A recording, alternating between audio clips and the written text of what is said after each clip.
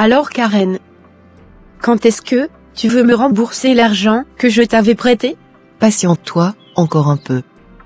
Je te promets que, tôt ou tard, je te rembourserai ton argent. Tu sais, ma patience a des limites. C'est ce que tu me disais depuis plusieurs semaines. Maintenant, je ne veux plus rien entendre. Car, j'ai besoin de mon argent. J'ai un rendez-vous avec mon copain. À mon retour, je te promets que, je te donnerai la totalité de la somme, que je te devais. J'espère bien. Sinon, ça va chauffer dans cette maison.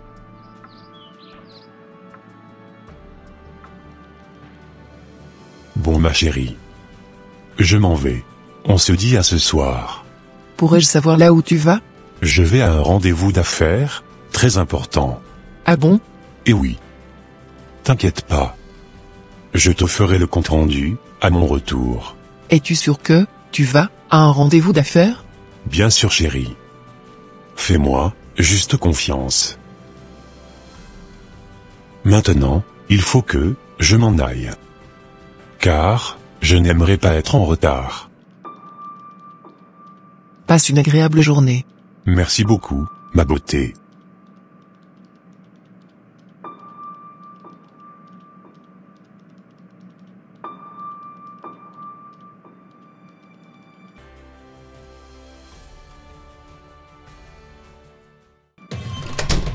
Il pensait que, j'allais croire à son mensonge? Je sais pertinemment qu'il avait un rendez-vous avec sa maîtresse. Aujourd'hui c'est aujourd'hui. J'irai les attraper, la main dans le plat.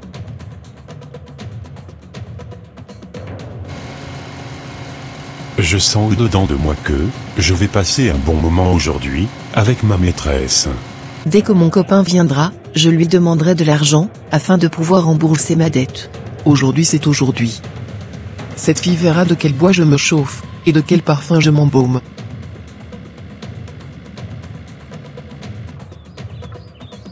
Comment une chrétienne peut-elle sortir, avec un homme marié? Vraiment, cette fille Karen, est très spéciale. Après, elle reviendra me fatiguer dans la maison avec ses longues prières. De toute façon, elle a le droit de faire ce qu'elle veut de sa vie. Tout ce que je veux, c'est de récupérer mon argent. Un point c'est tout. Comme je te le disais, je n'ai plus d'argent sur moi. Et j'ai une dette à rembourser. Tu sais bien que, je ne suis pas un homme compliqué. Donne-moi juste ce que je veux, et je te donnerai tout ce dont tu as besoin. Tiens. Qu'est-ce que, je vois comme cela? Cette fille va m'entendre. Accorde-moi quelques minutes. J'arrive ma petite. D'accord. Je suis très contente, car, je rentrerai tout à l'heure chez moi, la poche blindée. Salut, voleuse de mari. Pardon? Qui est-ce que vous traitez de voleuse de mari? Aïe. Vous savez quoi, je suis une chrétienne. Je ne pourrai jamais voler votre mari. C'est incroyable. Tu sais quoi? J'ai honte à ta place. Car, tu es en train de salir ta communauté comme cela, en sortant avec mon mari.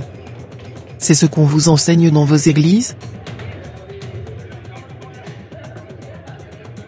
À cause de toi, je n'ai même pas envie de devenir chrétienne. Car, tu n'es pas du tout un exemple à suivre. Disparais tout de suite d'ici. Sinon, tu verras ce que je vais te faire. C'est ma femme. Qu'est-ce qu'elle fait ici? Il faut absolument que je retourne dans les toilettes. Sinon elle risquerait de me faire un scandale. Où est-ce qu'il est passé ce monsieur? Je l'attends avec impatience. Tu sais, c'est fini entre nous. Car, je ne souhaiterais pas avoir des problèmes avec ma femme. C'est à moi que tu dis ça? Il est hors de question que, notre relation se termine ainsi. Donne-moi d'abord mon argent, avant qu'on ne se sépare. Je ne pourrai pas. Car, tu ne m'as rien donné pour mériter mon argent. Maintenant, il faut que je quitte ce lieu. Car, je n'aimerais pas que, ma femme, me fasse un scandale ici. Franchement, je suis dégoûté de toi. Car, je ne pouvais jamais imaginer que tu allais me faire cela un jour. Tu sais, chez moi, c'est donnant, donnant. Je te le répète. Tu m'as rien donné pour mériter tout cet argent, que j'allais tout donner. D'accord, en tout cas, ne m'appelle plus jamais. Ne compose plus jamais mon numéro. Au revoir. Au revoir.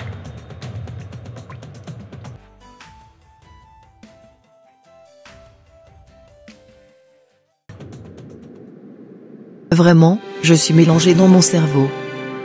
Pourquoi toutes les relations que j'entame se terminent ainsi? Je ne veux vraiment plus mener cette vie de maîtresse, d'homme, marié. Je veux changer. Cependant je n'y arrive pas.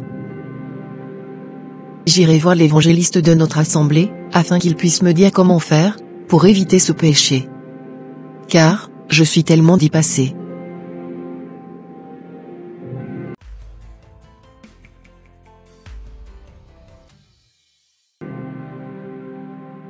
Comme je te le disais frère, depuis plusieurs années, je vivais une vie, qui ne convenait pas forcément au Seigneur Jésus-Christ. Ah bon? Et oui frère, je n'arrive pas à comprendre pourquoi, je suis toujours attiré par des hommes mariés. Jamais aucun homme de ma génération n'est venu me faire la cour. Je sais que, la vie que, je mène ne glorifie pas Dieu. Par contre, je ne sais pas comment faire pour arrêter ce péché. Ma sœur, sans te mentir, le péché que tu n'arrives pas à abandonner, te causera énormément de dégâts, et te tuera un jour. Quoi? Tu m'as bien entendu. S'il te plaît frère, comment pourrais-je me libérer de ce péché? Tu es un enfant de Dieu. Et tu ne peux plus agir, comme ceux qui ne connaissent pas, le Seigneur Jésus-Christ. D'accord. Tu sais, dans un premier temps, tu dois commencer à lire ta Bible, afin de connaître les principes de Dieu. Tu dois être ferme avec ta vie chrétienne. Tu dois également beaucoup prier. Tu dois marcher avec Dieu. Le chercher de tout ton cœur. Tu dois même le poursuivre. Tu dois te remplir chaque jour de sa présence, pour ne pas être terrassé par l'ennemi. Tu dois savoir que, tous ceux qui ont donné leur vie à Jésus, sont dans le collimateur du malin. Luc 22 verset 31, nous dit ceci. Le Seigneur dit, Simon, Simon, Satan vous a réclamé, pour vous cribler comme le froment. Tu dois t'engager, te motiver, tu dois être déterminé pour chercher Dieu. Sinon, tu te feras terrasser par l'ennemi au travers du péché. Comment faire, pour avoir la victoire sur le péché que je n'arrive pas à abandonner? Pour avoir la victoire sur le péché que tu n'arrivais pas à abandonner, tu dois avoir un amour exceptionnel pour Dieu. Matthieu 22 verset 37 à 38 nous dit ceci. Jésus lui répondit, tu aimeras le Seigneur, ton Dieu, de tout ton cœur, de toute ton âme, et de toute ta pensée. C'est le premier, et le plus grand commandement. Tu dois chercher Dieu de tout ton cœur, et aller en profondeur avec lui. Tu dois avoir soif de Dieu, et il n'y a que, de cette manière que tu pourras atteindre l'amour exceptionnel pour Dieu. Ce n'est que comme ça que, tu pourras obéir à ses commandements. Ce n'est pas pour rien que Dieu a fait de ce commandement, le plus grand, de tous les commandements. C'est quand tu commenceras à chercher Dieu, que tu le trouveras, et de là, tu ne pourras plus te passer de sa parole. 2 Chroniques 15, verset 13, nous dit ceci. Et quiconque ne chercherait pas l'Éternel, le Dieu d'Israël, devait être mis à mort, petit ou grand, homme ou femme. Si je comprends bien, je dois chercher Dieu, de tout mon cœur, de tout mon âme et de toute ma pensée alors? C'est exactement ça. Car il n'y a que de cette manière, que tu pourras faire face à tous les défis de la vie chrétienne. Tout chrétien qui a un péché caché en lui dont il n'arrive pas à se débarrasser, n'a pas encore l'amour véritable de Dieu en lui. Frère, tu veux dire par là que, tout chrétien qui cède au désir de la chair, ou à la voix du malin, ne sont pas suffisamment connectés au Seigneur Jésus-Christ? C'est exactement ça, sœur. C'est pour cette raison que, le Seigneur Jésus-Christ nous invitait, à être attachés à lui. Comme nous pouvons le voir, dans l'évangile de Jean, chapitre 15, verset 5. Je suis le cep, vous êtes les sarments. Celui qui demeure en moi, et en qui je demeure, porte beaucoup de fruits, car sans moi vous ne pouvez rien faire. Frère, c'est quoi être attaché à Dieu? C'est de vivre en communion parfaite avec lui. être très proche de Dieu. C'est de faire de Dieu sa priorité. C'est de l'installer au centre de sa vie. Tant que nous ne serons pas comme ça, nous ne pourrons pas vaincre le péché. Tous les frères et sœurs en Christ doivent chercher à devenir fous amoureux de Dieu. Comme ça, ils pourront facilement éviter le péché, en ayant une vraie vie de prière. Car c'est par la prière que nous puisons la force de résister à la tentation de l'ennemi. C'est dans la prière que nous puisions la capacité de ne pas pécher. Matthieu 26, verset 41, nous dit « Veillez et priez, afin que vous ne tombiez pas dans la tentation. L'esprit est bien disposé, mais la chair est faible. » Cela voudrait dire que, si une personne n'arrive pas à se débarrasser d'un péché chronique quelconque, sa vie de prière est malade? Bien sûr. Notre vie doit être remplie de Dieu. Cela voudrait dire que nous devrions prier matin et soir alors? Cela voudrait dire que nous ne devons rien faire sans l'accord de Dieu.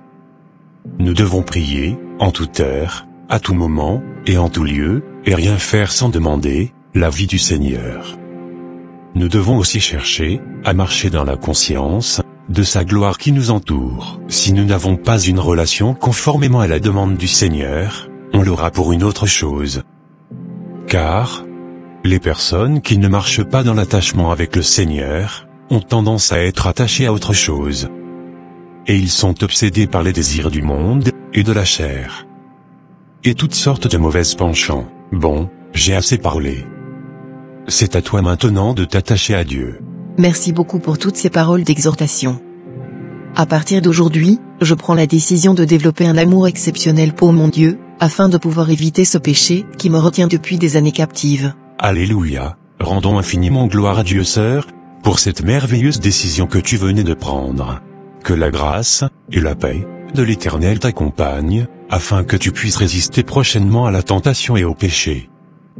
Que Dieu te bénisse abondamment, sœur. Merci beaucoup, évangéliste. De rien, sœur, et que toute la gloire soit rendue à Dieu jusqu'au siècle des siècles.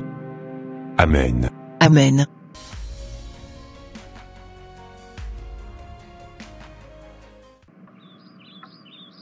Ô mon Dieu, je te remercie pour toutes les grâces dont tu me combles sans cesse et qui m'éclairent comme la lumière du soleil.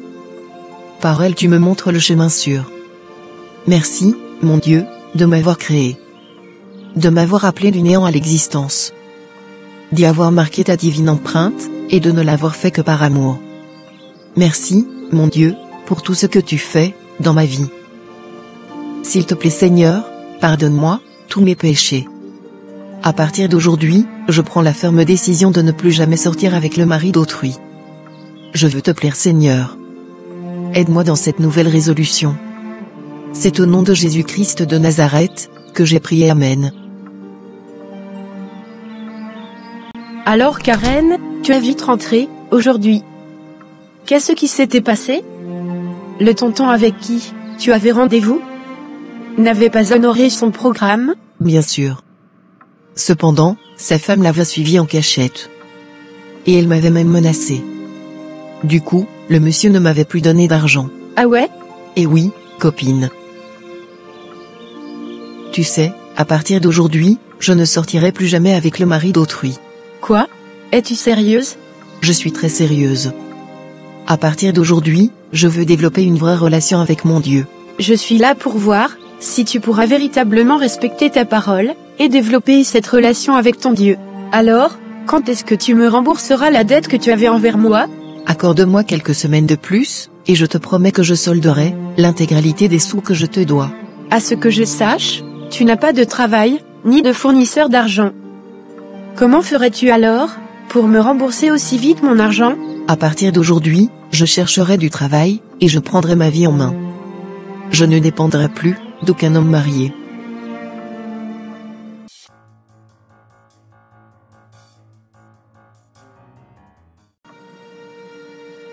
Alors Clarisse, comment a été la journée d'aujourd'hui? Tu sais, les clients n'arrêtaient pas de venir. J'ai fait un bon chiffre aujourd'hui. Super. Gloire à Dieu. Tu sais, je ne pouvais jamais imaginer qu'un de ces jours, je deviendrais ton employé. Car, avant c'était moi qui t'hébergeais dans ma maison. Maintenant il n'y a que des bonnes choses qui arrivent dans ta vie. C'est parce que j'avais arrêté de vivre dans le péché, et j'avais décidé de marcher sur le chemin de Dieu. Si je suis à ce stade aujourd'hui, c'est vraiment par la grâce de Dieu. C'est pourquoi, je ne peux même pas m'enorgueillir. Avec tous les bienfaits qui arrivent aujourd'hui dans ta vie, j'ai vraiment envie de donner également ma vie à ton Dieu. Car, j'étais témoin de comment, il t'avait complètement transformé. Je te le conseille vivement. Si tu développes une vraie relation avec Dieu, en évitant le péché, tu ne resteras plus jamais la même. D'accord copine, et je suivrai tes conseils. Car, j'aimerais également bénéficier de la totalité de la grâce de l'Éternel. D'accord sœur, et rendons gloire à Dieu pour cela. Amen. Amen. Chers frères et sœurs en Christ, ne laissons pas le péché nous éloigner de Dieu. Ayons la haine du péché. Et soyons remplis de l'amour de Dieu. Cherchons Dieu de tout notre cœur. Jérémie 29, verset 13 dit. Vous me chercherez, et vous me trouverez, si vous me cherchez de tout votre cœur. Prions de toute notre force, en demandant au Seigneur, de nous donner la soif de Dieu. Car, sans cette soif, nous ne pourrons pas faire long feu. Demandons au Seigneur de tourner notre cœur vers sa parole. Que les choses de Dieu soient le premier désir de notre cœur. Mettons-le au centre de notre vie. Ô Seigneur, aide-nous à être toujours connectés à ta parole. C'est au nom de Jésus-Christ de Nazareth que j'ai prié. Amen. Amen. Je louerai l'Éternel de tout mon cœur, je raconterai toutes tes merveilles. Je ferai de toi, le sujet de ma joie, et de mon allégresse. Je chanterai ton nom, Dieu très haut. Mes ennemis reculent, ils chancellent, ils périssent devant ta face. Car tu soutiens mon droit et ma cause, tu sièges sur ton trône en juste juge. Tu châties les nations, tu détruis le méchant, tu effaces leur nom pour toujours et à perpétuité. Plus d'ennemis. Des ruines éternelles. Des villes que, tu as renversées. Leur souvenir est anéanti. L'Éternel règne à jamais, il a dressé son trône pour le jugement. Il juge le monde avec justice, il juge les peuples avec droiture. L'Éternel est un refuge pour l'opprimé, un refuge au temps de la détresse. Ceux qui connaissent ton nom, se confient en toi. Car tu n'abandonnes pas, ceux qui te cherchent, ô Éternel. Chantez à l'Éternel, qui réside, en Sion. Publiez parmi les peuples ses hauts faits. Car il venge le sang, et se souvient des malheureux, il n'oublie pas leurs cris. Aie pitié de moi, Éternel. Vois la misère, où me réduisent mes ennemis, enlève-moi des portes, de la mort. Afin que je publie toutes tes louanges, dans les portes de la fille de Sion, et que je me réjouisse de ton salut. Les nations tombent dans la fosse qu'elles ont faite. Leur pied se prend au filet qu'elles ont caché. L'Éternel se montre, il fait justice, il enlace le méchant dans l'œuvre de ses mains. Les méchants se tournent vers le séjour des morts, toutes les nations qui oublient Dieu. Car le malheureux n'est point oublié à jamais. L'espérance des misérables ne périt pas à toujours. Lève-toi, ô Éternel. Que l'homme ne triomphe pas. Que les nations soient jugées devant ta face. Ô mon Dieu, sois élevé et exalté jusqu'au siècle des siècles. C'est au nom puissant de Jésus-Christ de Nazareth que j'ai prié, Amen. Et voilà mes frères et sœurs, ça sera tout pour cette vidéo. Si cette vidéo vous a plu, n'hésitez pas de mettre un j'aime, de la commenter, et de la partager à votre entourage, afin qu'une seule âme soit sauvée et restaurée. Et s'il vous plaît, n'oubliez pas de vous abonner à la chaîne Les Ateliers d'André, pour ne rater aucune de nos prochaines vidéos. Que Dieu vous bénisse, et vous protège. Votre sœur Pélagie. Et votre frère André.